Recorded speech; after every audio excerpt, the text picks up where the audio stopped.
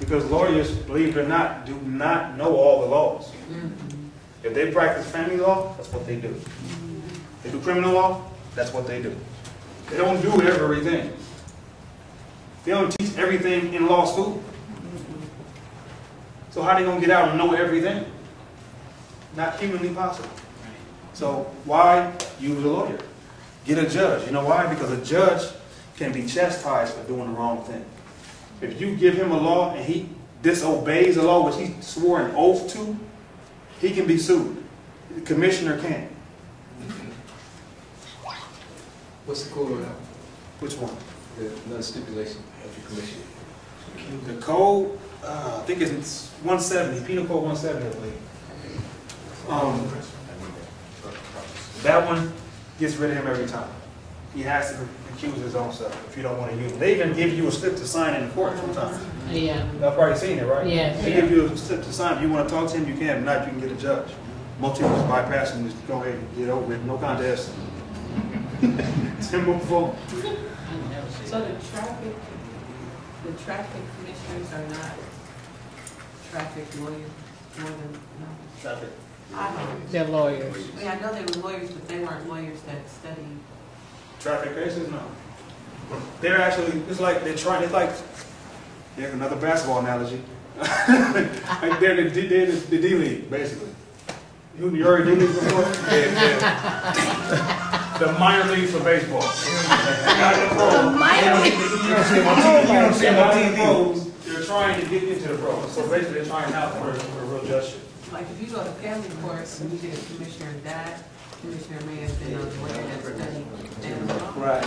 Yeah. Some of the ones that actually, only thing about traffic is because, again, we saw that only commissioners there to collect money and all that.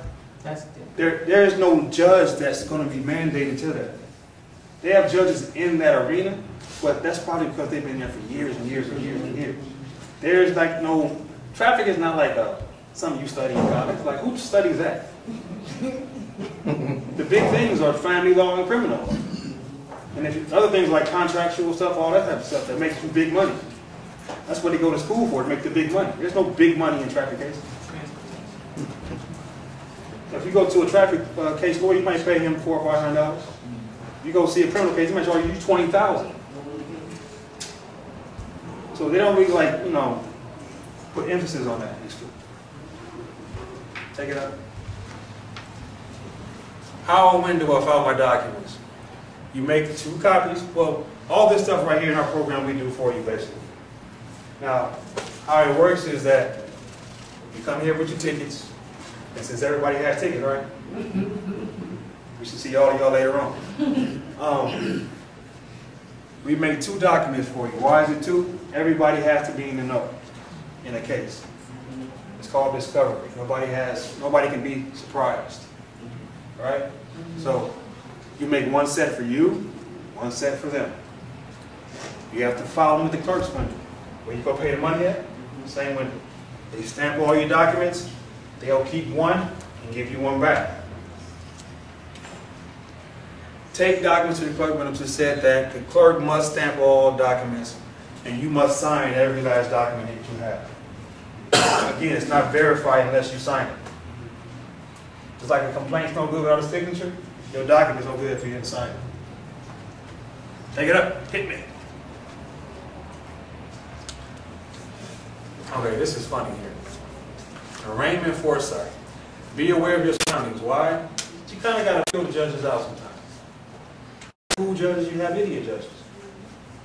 If he's being cool, you may want to just be cool with him. Switch real on that. Be cool with him regardless of what he does.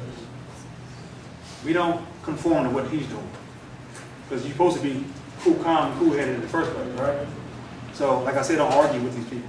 So, if he's a butt, then just stay calm. Why? Because his whole job is to get you off of your square. If you get mad at him, who can function mad? Right. You make emotional, dumb decisions when you're mad, don't you? Yeah. So that's his job, to make you mad and emotional. Because when you get mad and emotional, now you're not thinking about your game plan. You forgot all about a verified complaint.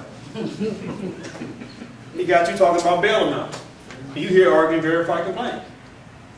I've seen it happen too many times. People get all emotional and tied to it and start breaking down crying, and he got you out before you left. He didn't got you with something totally different than what you came from. Because you're emotional. You pissed off because you think you want to fight back against the system. It's not about fighting the system no more. You can't beat it. Only way I know how to fight it is just legally. Period. End of story. All that extra rah-rah, not going to work. Only way to beat it is this. Request the judge review file documentation. Sometimes, like I said, they'll question you and they'll try to get you off your square. Then he'll ask you a question about whatever you think you want to do, as far as pleading or why you need a verified complaint, or then just please, sir, just try to rush you through it and get you out of the way. Man, just look at the documents. Stop talking to me, man. Just look at the documents. That's all you gotta say. Humbly request ruling. Sometimes they'll try to kick you out of the court without making a ruling. Because he knows that if he makes a ruling on public record with people watching you, people are going to start asking questions. So they'll start just trying to push you out of the court. And sometimes it's cool. You can just take it. Again, it's not to buck the system. Because you know why he's pushing you out? He don't want nobody to see what you got to say. So you got to kind of understand why you got to have that foresight to watch his demeanor. If he's just an idiot, then he might be trying to push you out because he want to push you out because he want to be an idiot.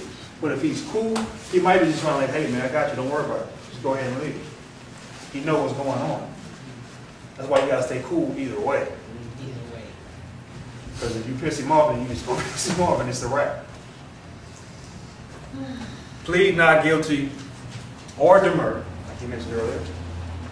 Demur is funny. I don't get into that one too deep because you got to really know what you're talking about for the demur. You can't just like wing a demur. You really can't. Because if you try to wing it, then they're going to try to find out what you don't know. And man, if they figure out they crack the shell, the egg is cooked and breakfast is served. That makes sense? What does demur mean? Demur is a plea. Like guilty, not guilty, all that. It's a plea. But it's not a verbal plea. It's a plea that has to be put in writing. So when you go in there and say, I demur, he'll say, go ahead, do it. And if you don't know, you'll just start talking. You know what the hell you're talking about. You feel me? But if you say, hey, I need 10 days, sir. I have this in writing. You give me 10 days, I'll come back and give it to you in writing. Then he'll know that you know what you're talking about. So I don't like to put that on people too much because you got to know what you're doing. So the best thing to just do is just go ahead and plead not guilty. But like we saw it before, or I told you before, you still need to verify complaint, plead not guilty, right? But it don't matter. But that's good for like the people, like sometimes people call me like, hey man, I go to court tomorrow, I don't know what to do. I can't do paperwork for you that fast. But the best thing you can do is demur and buy yourself 10 more days. You follow me? Yeah. And I can get you what you need to get back in court. Take it up. Due process. No person shall be deprived of life or liberty without due process of law. U.S. Constitution, 5th Amendment. The reason I put that up there is because after all that process, what's going to happen is he's going to try to ask you to go pay the bail. Right? We already know bail is wrong, right? But he's going to ask you to pay the bail. Well, why? Because again, most people waive their rights, but we're not waiving our rights. Right? Right. Everybody ain't speaking, right? Right. Okay. Y'all here for a reason, right? Y'all ain't here to just hear me talk. Nope. Okay. Due process is broken when you pay before you're convicted. That's like putting me in jail for 20 years for a murder and I never went to trial. Because pay is a penalty. When they tell you to pay, they're stealing from you. So, Yeah. Paying is a penalty. That's admitting guilt. Like I just told you, would you give me the $100? That's admitting, you gave it to me, it's still my money. I know you did. You wouldn't give it to me if you didn't do it. So by paying them, you're admitting you're guilty. They say you have to pay them to plead not guilty. Right, that's what they do. Or they just tell you they're going to suspend your license. That's a touching phrase you just said. It's not your license. It's a very I mean, it's not. Let me say this, y'all. Just get, if you want to learn this stuff, and you don't have to be sovereign. I'm not pushing nobody into it, because I don't even practice sovereignty as often as I used to anymore. But in order to really kind of grasp what I'm telling y'all, you got to let go of these things that they gave you, the ideas of them. Right. Because you've already been lied to. We're seeing it now, right? Right. You've already been lied to. You got to let go of these ideas of what you think is yours. Because can't nobody take something that's mine. So if it was yours in the beginning, how could they take it from you? If it was my license, how can you take my license without it being a crime? That make sense? How can you tow my car if it's mine? Because it ain't your car.